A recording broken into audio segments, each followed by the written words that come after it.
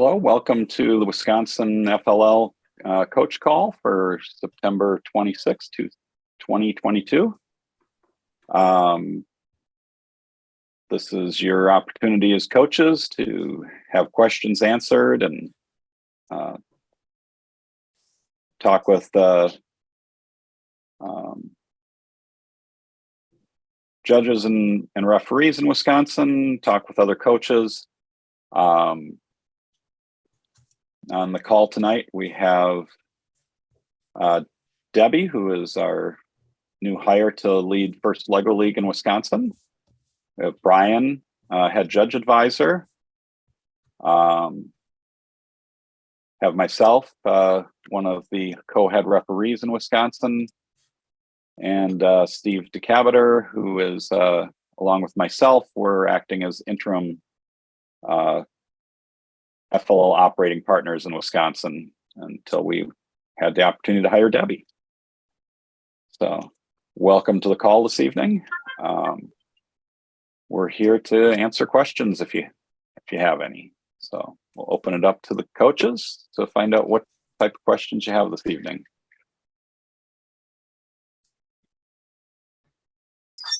I've got a quick and easy one. My clubs were wondering the use of rubber bands beyond what's in the robot design kit.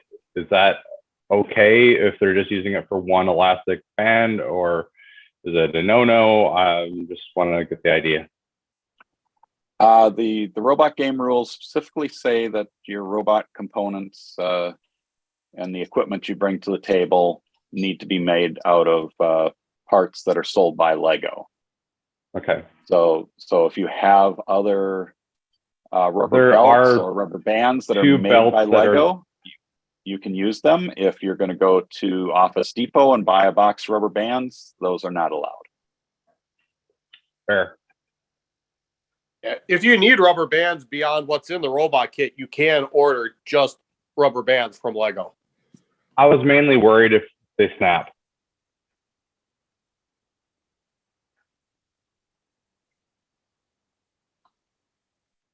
If at any reason that were to happen at a competition, you can always go to the pit admin table and put out an announcement in the pit and see if any teams have extras, because a lot of teams just have all of their stuff there for anything for, you know, in case something like that happens. In case that does happen to your kids during a competition, that's always an option too, in case you guys don't have extras. I'll put a polite suggestion into redesigning parts. Yeah, that too. The other thing that I would suggest, and we've done this in the past, is that if you are using an item that is not in the robot kit, to try to identify which kit that's coming from, which other LEGO model building instructions. Say, for example, like one year we used a net that came from one of the tech designs that had to do like construction. So like we went into LEGO or into, I think, the Brick Owl, some of those you can go into and you can type in the type of piece that you have and it will pull up what kits those come in, and it'll give you a kit number, so that if a judge or a referee has a question at the event as to why, you know, I know some of the LEGO rubber bands are black. Why is your black rubber band not the yellow, blue, red, or white that come with the kit? You can show them which package that item came from. Does that make sense? Yep.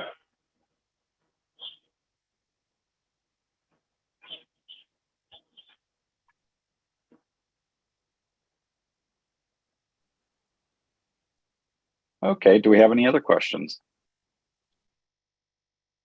Yep, I sent one over in the chat earlier today with my question from last week. Just trying to understand the freedom of movement while the robot is moving on the table. So my understanding is that you can have 2 friends in red, 2 friends in blue. My question is, if a robot becomes busted in the red section and a red friend picks it up, does it have to go back to red, or does the red friend have the opportunity to place it in blue and then the blue team can take it from there, or what? Because I know that we can't pass it back and forth between red and blue.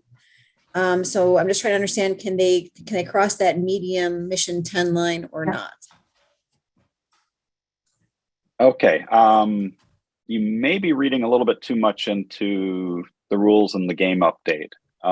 The game update that came out, clarification 6, is specifically about during the match inside home, and it expands on an existing rule, and it says the technicians may not pass the robot directly from one home area to the other. But nowhere in the rules does it say anything about, I mean, I guess you're asking if the robot's driven out onto the table and it gets interrupted while it's completely outside of the home area. Yep, And that happened to us. Yep. And so the rules at that point are that when you interrupt a robot and it's completely outside of the home area, the team needs to pick up the robot and return it back to a launch area for relaunch. Any equipment or models that it has with it that are in contact with the robot, if those models or equipment were with the robot when it left the launch area this last time, those get to come back with the robot to the launch area. The team has complete flexibility. I mean, either technicians on the red or blue side of the table can interrupt the robot, and then the team has a decision of which launch area it's going to get returned to. And so the referees won't have an issue at that point because it's an inactive robot that is not in home, that a team member on the left side of the table could pick it up and hand it to a team member on the right side of the table, because that doesn't violate the rule about moving things from home to home. You're just simply you're following the rules and you're returning the robot back to one of the two launch areas for its next launch. So that's not going to be an issue. Okay, perfect. Thank you.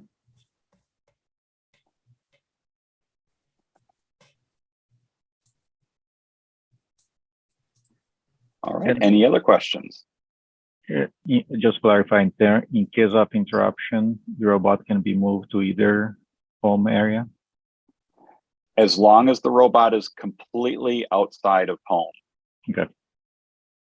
Or completely outside of home and the launch area. If your robot if you interrupt the robot while it's still inside of the launch area, then it just simply stays in that launch area and gets launched again. Even if it's has partly left the launch area, but not completely outside the launch area, it has to return back to that same launch area. Okay. Does that cost a token? Yes, if your robot is partly or completely outside of home when you interrupt it, that's loss of precision token. Yeah.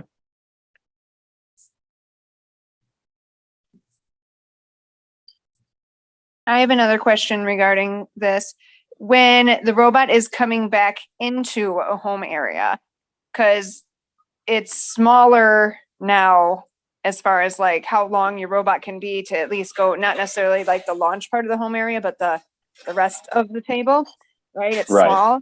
If you have, let's say your robot is like 99% back inside of, the home area it's supposed to go to, and one little part is hanging off, and would you only lose a precision token then for then interrupting it to then go to your next run, or would you also lose all the cargo then that you had picked up on that run? Let me take a quick look at the rules here and just make sure they haven't changed anything from the way this has worked in the past. Let me find that.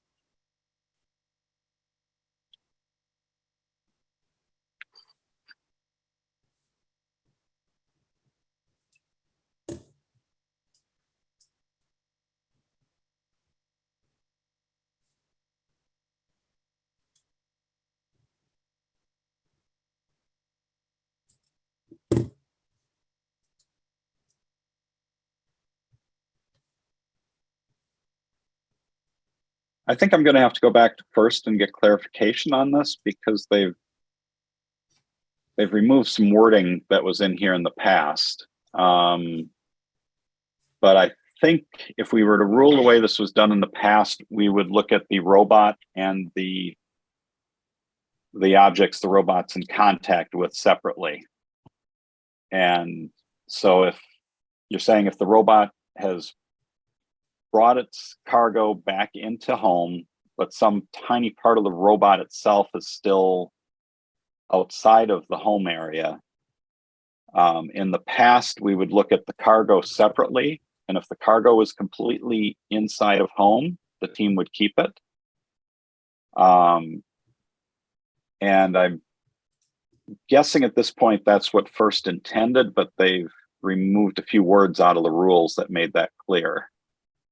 So that's something we're going to have to go back and get clarification from first on.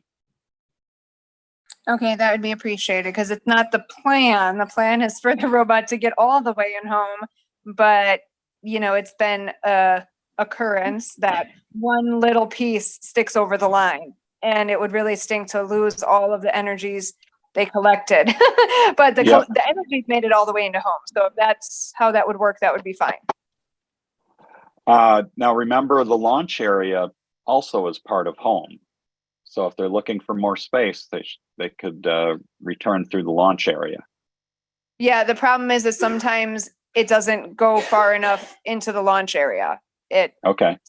You know, that's what their aim is for, and maybe they'll code a little differently to continue it, but that's just where it's at right now. So they just wanted to clarify that.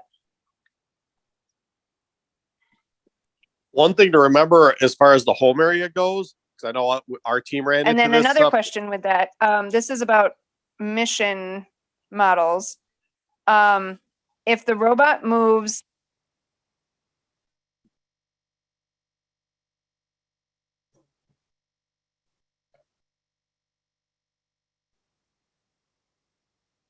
Emily, you're muted now. We can't hear you anymore.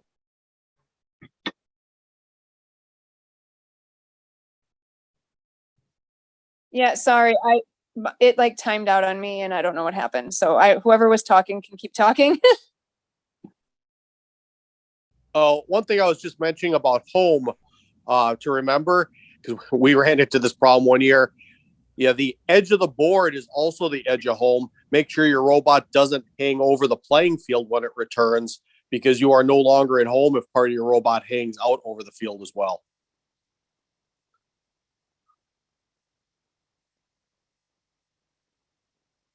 Thanks, Dan. That is a good point, because we, as referees, we see that happen at events, that the robot will have an arm or something and it'll drive through the home area, and then the arm will hang over the wall and leave the table, and then the team touches and interrupts the robot. And at that point, when the team interrupts, we'll look at, is the robot completely inside of home? And if something is sticking out over the edge of the table, that'll be an issue then, since the robot won't be completely inside of the home area.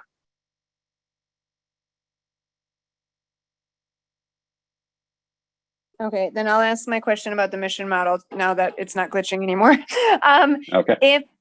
If the robot moves a piece of the mission model, so like an energy unit, for example, and then it drops it somewhere in the field, that it leaves it, or the kids, my understanding is the kids can tell the referee to take it off the field, or does it just stay? Let me find the exact wording here. So in the rules on page 20, the section on during the match outside of home, it says if a piece of equipment or a mission model is dropped or left outside of home, wait for it to come to rest. If it rests completely outside of home, it stays as is unless the robot changes it. So if your robot's carrying one of the energy units and drops it, and it's completely outside of home, it has to stay there until and only the robot's allowed to move it. So the referee and the team is not allowed to change where that energy unit is sitting. If it gets dropped and it's completely inside of home, then it belongs to the team, and the team can pick it up by hand and move it to wherever they want it to be within home. The only time that the team can ask the referee to move it is if the equipment or the mission model gets dropped and it's partly in and partly out of home. And then it's an option given to the team. The team can remove it, but if it's a mission model, they have to hand it to the referee, and then it's off the table for the rest of the match. But if it's equipment that belongs to the team that the team brought to the tournament with them, then the team brings it back into home and they lose a precision token. Okay, if the mission model goes into home completely, does it have to stop moving before the kids can touch it?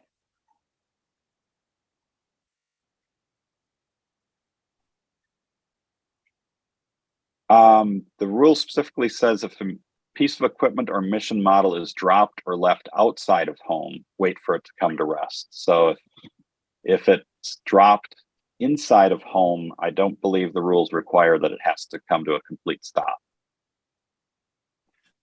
Okay. So as long as the robot's no longer in contact with it and it's completely in home, even if it's moving, the rules look like the team can grab that without an issue. Okay, thank you.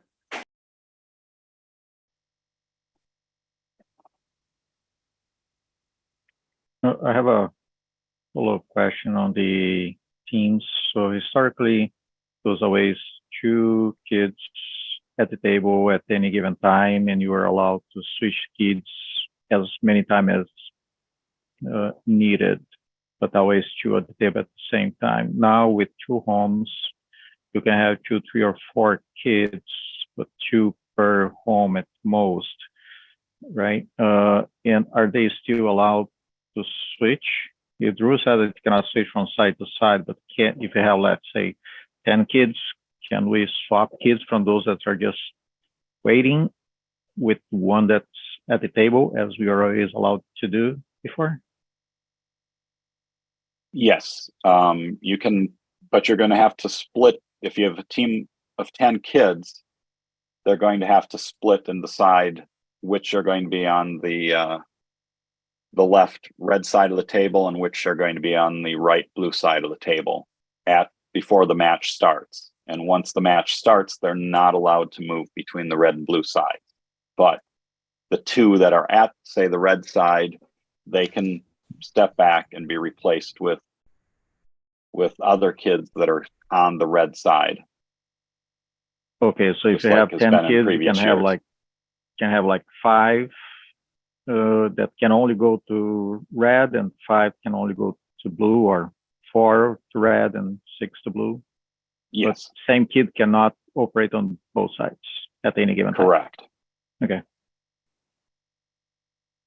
Do we know what, like usually there's kind of a line that the kids would line up on. Now that it's 2 sides, is there like a different formation they're going to be standing in during the games, or?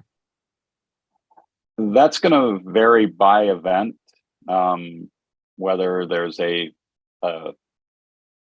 just an understanding that it's virtual lines 3 feet back from the field, or if it's going to be stanchions and a rope sort of setup, or if it's going to be tape on the floor. It varies by events, because some events won't allow us to put tape on their floors, and some venues don't have stanchions and things that we can use. But there will be some either physical barrier, a line, or just an understanding that you should be back 3 or 4 feet from the field if you're not one of the 2 technicians. Because the technicians and the referee need room to move back and forth at the table. with that, the first 2 kids that are at the table, or is it 4 that's set up for inspection? Because in the past it's 2 kids. So inspection only, it can be both home areas or one home area. So, and then you can split the stuff up between both home areas if it is one home area. So I'm wondering how that works with the 4 kids versus 2.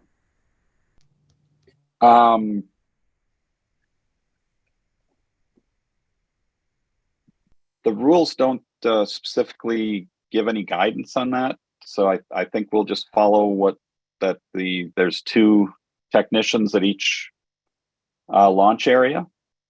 The rules do say for inspection, if it's the launch area that we're using to measure how much equipment the team has brought with them. So if the team can fit everything they have into one launch area, they do get a small robot bonus for that. If they bring more than will fit in one launch area, then they can divide it over both launch areas. And so then I think the technicians from both sides would be involved in that.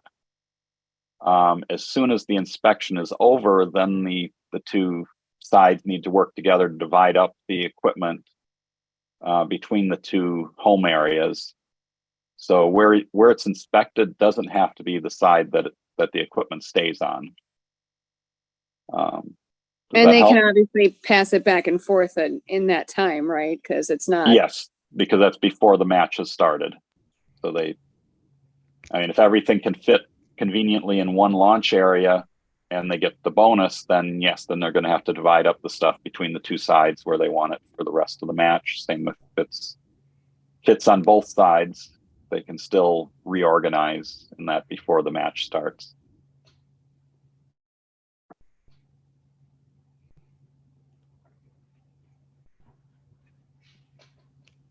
Ryan, when will the scrimmage information come out? That'll work on. The date is the 29th.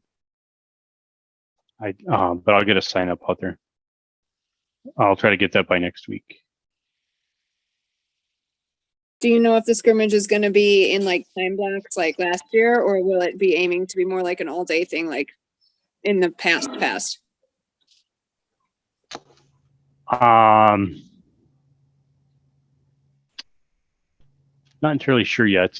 What I tend to find is teams don't necessarily want to be there all day.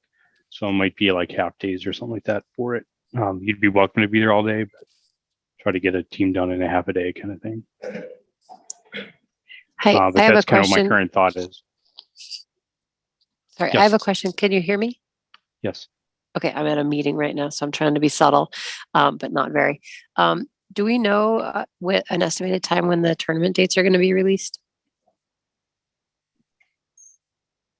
We're trying to finalize the last sectional that we need to get, and so we're hoping. Our hope is later this week we'll be able to start announcing when the tournament dates are. Okay, and then I put a notice on Slack, I think last night, about a new coach. And I didn't get to follow up to see if they were invited. Is there a better contact place that I can direct new coaches to, or should I just post it to you on Slack? Hi, everybody. So we're going to get started here in You about can 5 actually minutes. add new people to Slack yourself. Let me pull up Slack here. If you click on the coaches, if you click on coaches and then invite people to Helpful to get before the meeting starts. Again, we'll get rolling here shortly after 7 o'clock. the team name, then you can submit them, and then we'll just approve them. But what about to the mailing list? Oh, to the mailing list. The first or the mail or the newsletter that already went out and the one that's coming out this Thursday should have information in it on how to subscribe if you're not a registered coach. If you're a registered coach 1, coach 2, or admin contact for a team, you'll be added automatically. Okay, thank you.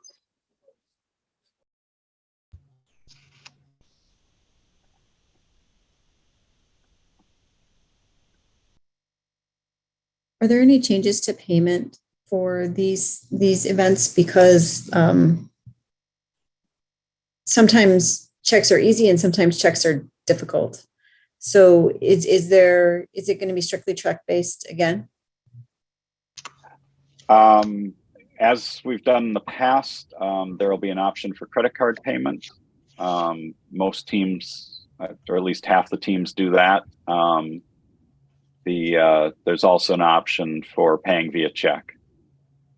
So both options will be available.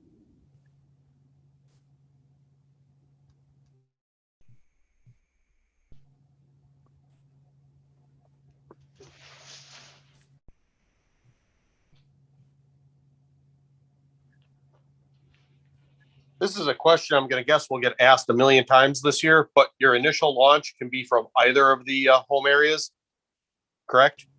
That is correct.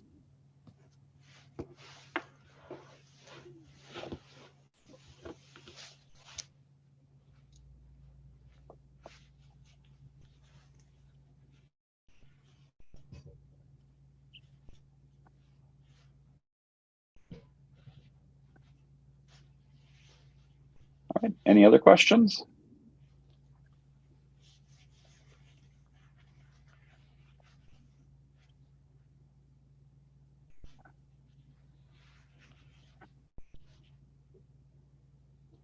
I have one that's the Lego Explore related. When we're done with this one. Okay.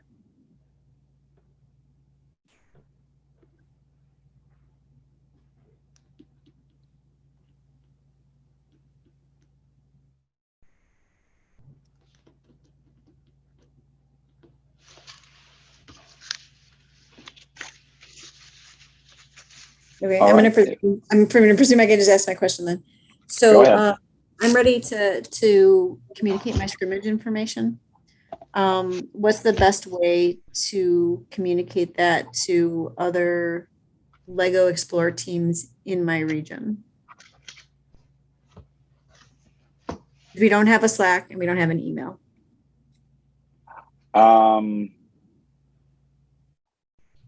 Let me look into options and I'll get back to you on that. Okay.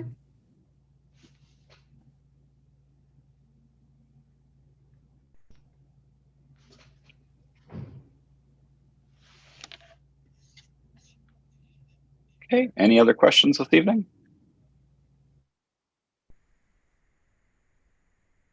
Oh, I guess an obvious one. Are we doing in-person all-day events for regionals? Do we know yet? Yes, the plan is for all day events. And we're looking at moving back to a full day schedule rather than the pod based scheduling we used last season. Awesome. Great. So then pits are going to be back to being a thing as well? Yes.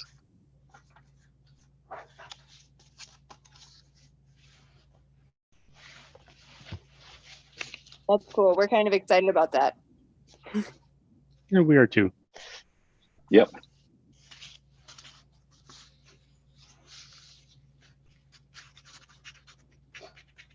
Okay, any other questions?